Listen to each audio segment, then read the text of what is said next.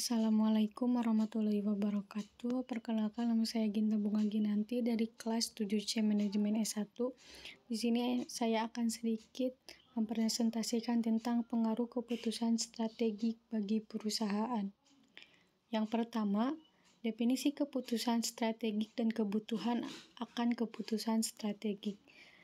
Pertama, keputusan strategik merupakan bentuk yang dilakukan dengan menetapkan pandangan serta analisa secara jangka panjang. Bentuk analisa tersebut menekankan pada pandangan serta dampak yang mungkin bisa terjadi di kemudian hari serta kondisi keputusan tersebut membawa pengaruh pada aplikasi pekerjaan yang dilakukan. Alasan yang paling mendasar dalam pembuatan keputusan strategis ini adalah ingin menetapkan posisi perusahaan sebagai perusahaan yang memiliki nilai kompetensi di pasar. Tanpa adanya keputusan yang bernilai strategis, maka kemampuan perusahaan untuk berkompetensi di pasar akan sulit untuk bisa dilakukan. Yang selanjutnya yaitu tahap-tahap pengambil keputusan.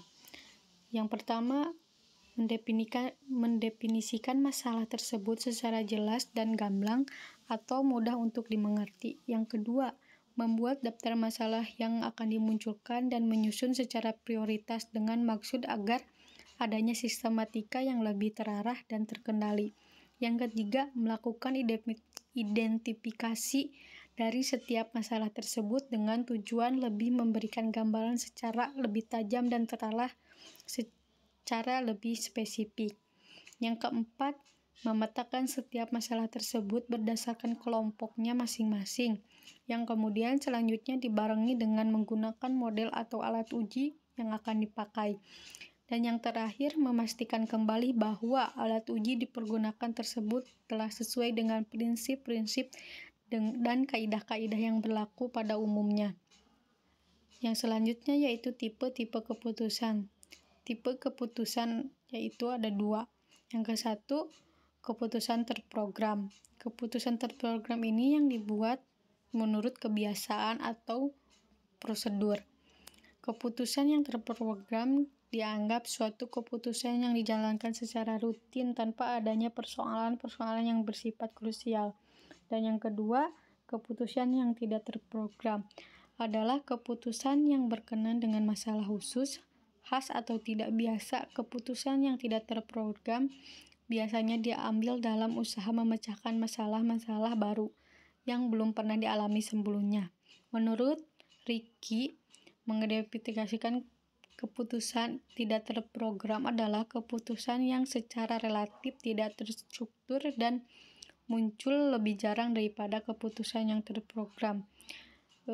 Dalam keputusan dan ketidakpastian, resiko dan ketidakpastian dalam kondisi kepastian, para manajer mengetahui apa yang akan dilakukan di waktu yang akan datang karena tersedia informasi yang akurat, terpercaya, dan dapat diukur sebagai dasar keputusan.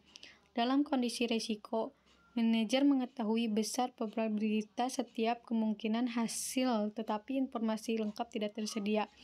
Dalam kondisi ketidakpastian ini, manajer tidak mengetahui probabilitas, bahkan mungkin tidak mengetahui kemungkinan hasil-hasilnya. Yang selanjutnya yaitu proses pengambilan keputusan. Yang pertama, ada pemahaman dan perumusan masalah. Yang kedua, pengumpulan dan analisa data yang relevan. Yang ketiga, pengembangan alternatif-alternatif. Yang keempat, evaluasi alternatif-alternatif. Dan yang kelima, memilih alternatif yang baik. Yang keenam, implementasi keputusan. Dan yang terakhir, evaluasi hasil-hasil keputusan. Perubahan dalam keputusan ada dua, yaitu incremental change. Incremental change ini merupakan dampak perubahan keputusan yang dapat diperkirakan atau ditaksir beberapa persen perubahan yang akan terjadi ke depannya. Tentu berdasarkan data di masa lalu yang bisa disebut juga dengan historis. Yang kedua adalah trouble change. Trouble change ini merupakan pengambilan keputusan dalam kondisi perubahan yang sulit untuk diperkirakan.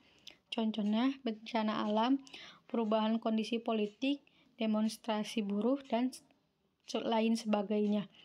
Walaupun data-data tersebut ada, namun kejadian seperti itu belum tentu memiliki kesamaan dalam kondisi dan situasi seperti dulu. Keputusan strategik dan kepemimpinan strategik yaitu strategi dalam kemampuan untuk mengantisipasi beberapa inspirasi, mempertahankan fleksibilitas, dan memperdayakan orang lain untuk menciptakan perubahan strategik yang diinginkan. Pada era kompetitif sekarang ini, ada beberapa alasan yang mendasari mengapa dibutuhkan kepemimpinan yang strategik. Di antaranya, satu, persaingan yang semakin tinggi membutuhkan keputusan yang memiliki kekuatan strategik. Yang kedua, pergerakan ekspansi bisnis sejadi dan dilakukan oleh seluruh sektor bisnis, sehingga setiap perusahaan berusaha untuk unggul dan kompetitif. 3. Konsumen merupakan mereka yang memberikan keputusan dalam membutuhkan suatu produk diterima dan tidak diterima. Yang keempat, dunia saat ini berlaku konsep dan model holders. Yang terakhir, perkembangan dan sumbangan devisa dari sumber bisnis kepada negara.